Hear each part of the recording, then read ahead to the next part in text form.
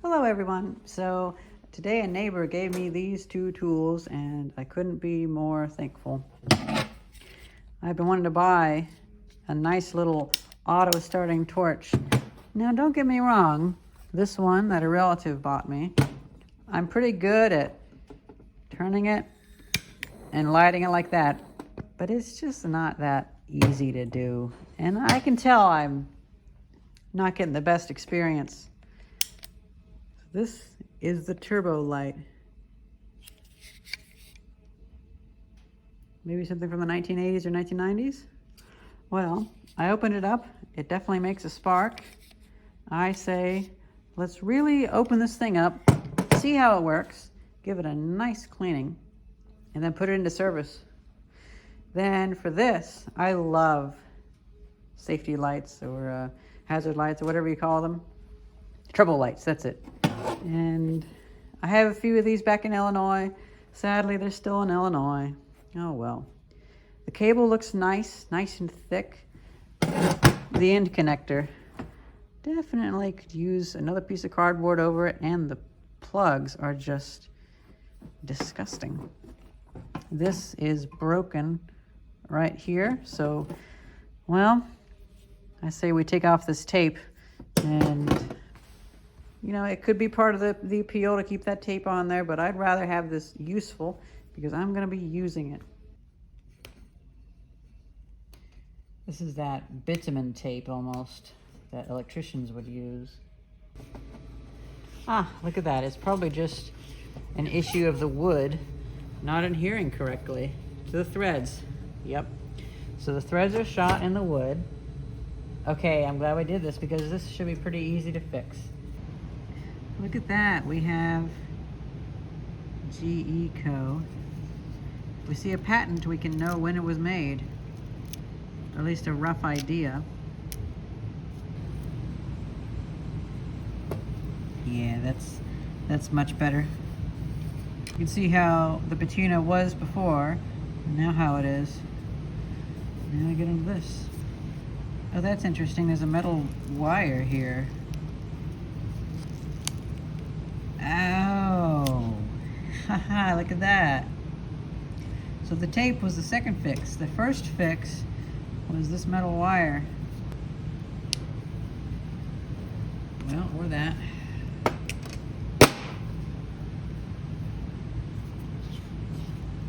Okay. Now I say let's work on the rest of this. I love how this mechanism works. I have an obsession with these kind of cages. I presume a lot of people do. See that tracing around here? Well, that most likely means that the filament is bad, because bits of the filament have gone through and they've broken the pigments off.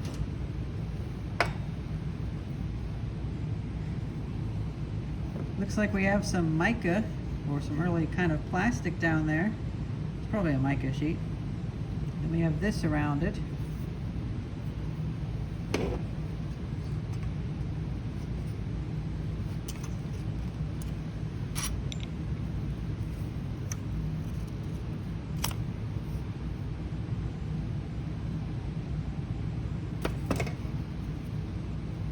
Very nice.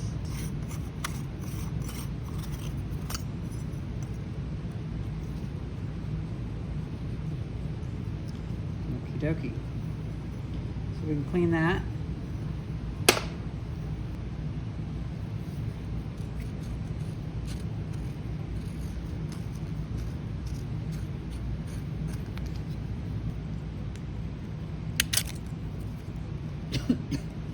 Aha, look at that.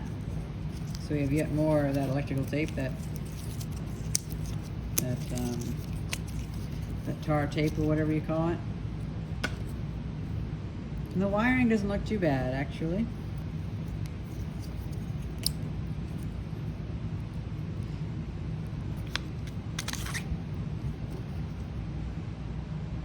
Ah, I see. So that's how this is held on. Well, here's some good news.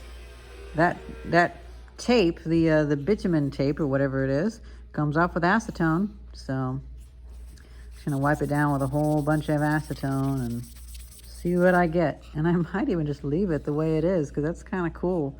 Well, everyone, now that I'm getting it cleaned up, I think I'm pretty happy with the way it is. Although actually, I say that and then I find more things to scrape off. But I'm mostly just using abrasion to take off some of this bitumen tape. And I'll probably put some light varnish over this, or just some linseed oil. Honestly though, I'm going to be using this a lot, and the oils from my hands and the wood oxidizing, that'll take it a little bit further. You can tell though that some varnish did get on this, or sorry, some solvent got on this a long time ago and took the varnish off, so this probably is varnished. I like how dirty that is though. I'm not going to completely clean this up, although this is actually surprisingly clean. And so what I'm going to do is, instead of doing my normal thing for indoor light fixtures where I use electrolysis on the metal and I use hydrogen peroxide on the porcelain to whiten it, I'm just going to scrub it. I'm going to scrub it all, make it into a valuable tool that I can use. Might put some oil on this steel piece, but not on the brass part that's in the middle of it. And now the thing that we deal with is the threads. So these are well and truly not there anymore. And so how we deal with that is like this.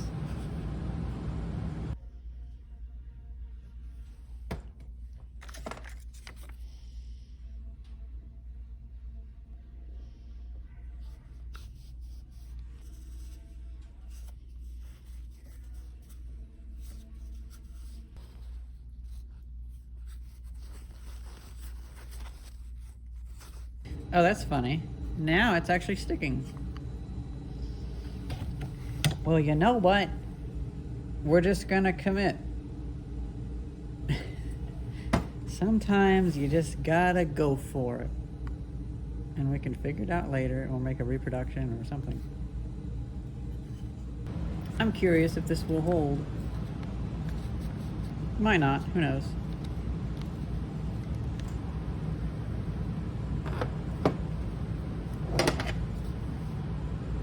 We'll work with that in a little bit. Let's clean these parts up, and then we'll open up this turbo light. Figure I might as well use up this dirty water. Start with this, then do a second coat with all the dirt off.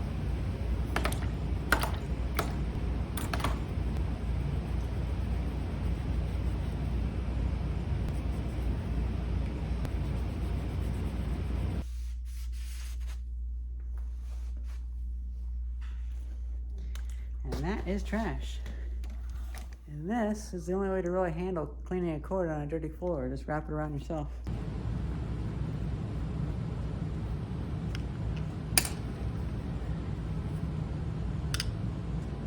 I believe there is a screw right behind these labels, which drives me up a wall. Very nice. We got it open. Oh, I see. Well, that's interesting.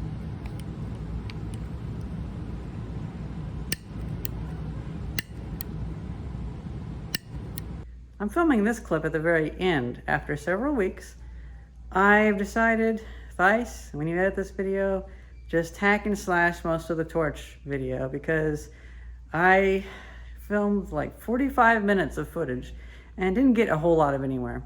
So this is mostly going to be about restoring the trouble light. And instead, let's talk about some of the specific things that I figured out. I want you guys' help with this. As you can tell, it's been a while. The torch, the workshop is in upheaval.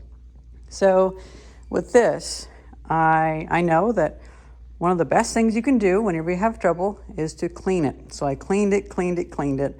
And then I also, well, I noticed there was a thermal fan, as it's officially called, inside of here. And that was rusty. So I dipped this in muriatic acid, and that actually derusted the thermal fan a little bit. Still no luck.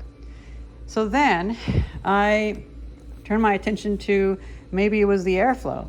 And I got my other torch, I lit this, tested out to see, is there enough airflow? Is there too much airflow? And it seems okay. So it's not that issue. It's something specifically to do with ignition. And I think the problem is my friendly neighbor who gave this to me, well, you know, once this thing stopped working, he took this off, and then whatever was underneath here, he took this off and it ripped that wire. Now I've extended the wire. I've experimented with having the wire come up higher. I've experimented with the wire coming up through here. And this is the best I can get it to do. So I want to know your guys' opinion. Did my neighbor accidentally rip off some wire whenever he unscrewed this? And should it really kind of come up through here? Should it go along there? I'm figuring I got a lot of footage, way too much footage of me experimenting with this torch, but I don't want to waste you guys' time. I want to come back where I've had input from you guys, and I've maybe done some more experiments, and I can maybe do like a comprehensive video talking about maybe the science of these, because these turbo torches, these instant light torches, well, it's kind of like a harmonic system. The fuel air mixture has to be at the right ratio, at the right spot, and the spark has to be at the right time. It's kind of like a two-stroke engine. So I feel like that's worthy of its own video, especially because there's very limited information online about how to keep these working. And I'm not going to buy one of these new just to have it fail after a few years. So Thais, when you edit this video, I'll put this video here, you'll see it. And the rest of it, just chop out most of this torch stuff. I wasted too much time on it. But, nicely enough, the restored trouble light, well, I've already used that as a resistive load on the 1951 Emerson restoration. So that's pretty fun. I really like that light a lot. Well, back to the video. And you don't need to see 45 minutes of across several days of me messing with this thing. But I hope to get the science down, and I want you guys' input on the science behind it. It's the next day.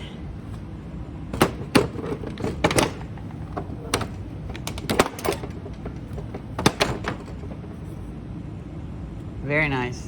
Now, I'll be pretty delicate with this, but it's still pretty good. I ended up cutting off some wire because I noticed that that was bent, and that would have been a little bit tight inside the handle. And it's always interesting to see wire with actual natural fibers and such. Such a different beast. I may want to cut these longer, but oh well.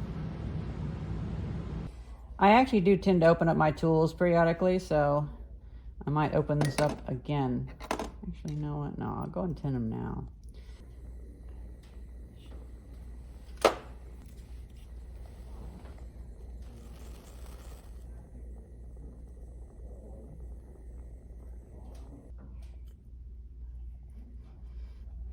What am I doing?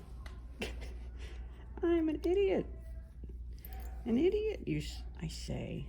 Well, at least that they're bent now. Right. Well, I was just sizing it up. That's what I was doing.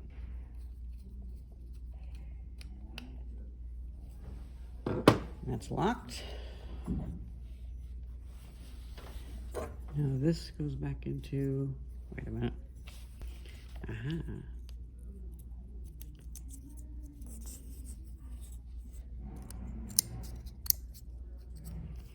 Okay. Back in the era when the electrical connection itself was the strength.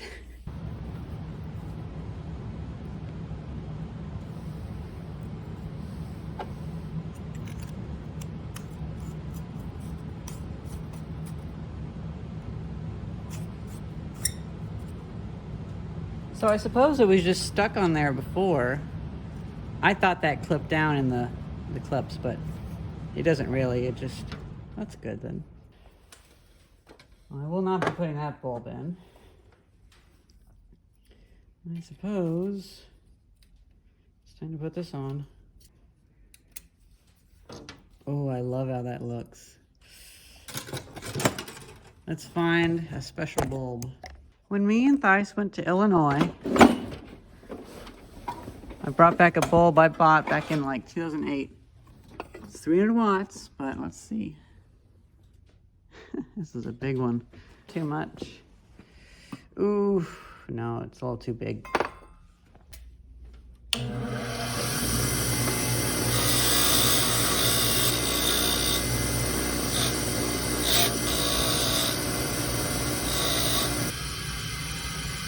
Just wanted to clean that up a little bit.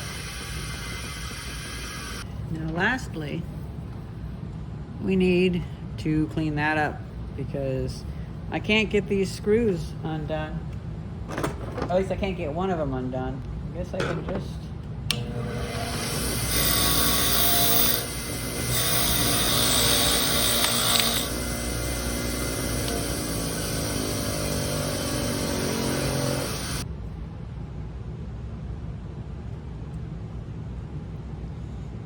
Yeah, that's what I figured.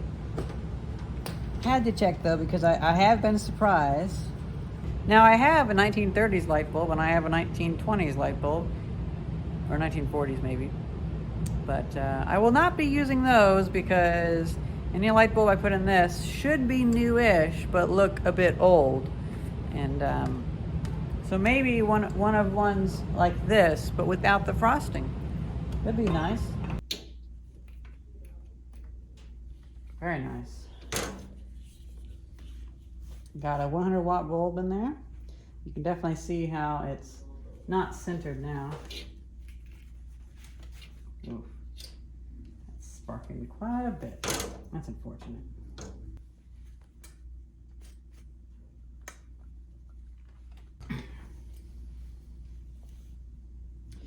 Wasn't really able to fix that, but oh well. I'm not gonna force it too much because I like how it looks. I tried my best to sort out this cable as well. Well guys, that's pretty much it. A really easy restoration and then a really complicated one. There's some nuance that I don't understand. It's almost like how two-stroke engines have a life of their own. Well,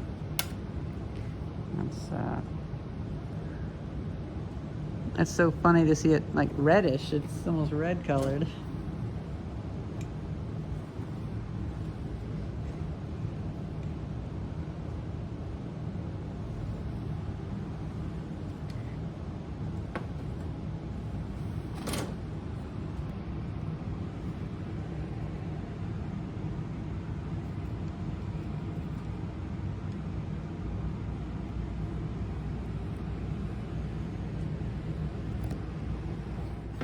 You guys will be seeing me using this in future videos because, well, it's pretty useful. When I'm actually using it a lot, I might put a high wattage bulb in there, but for the time being, I like an incandescent bulb and I feel like it deserves an incandescent bulb. Well, that's pretty much it. I hope you guys enjoyed this kind of quick little video. It ended up taking 2 days, and thank you very much for watching. See ya.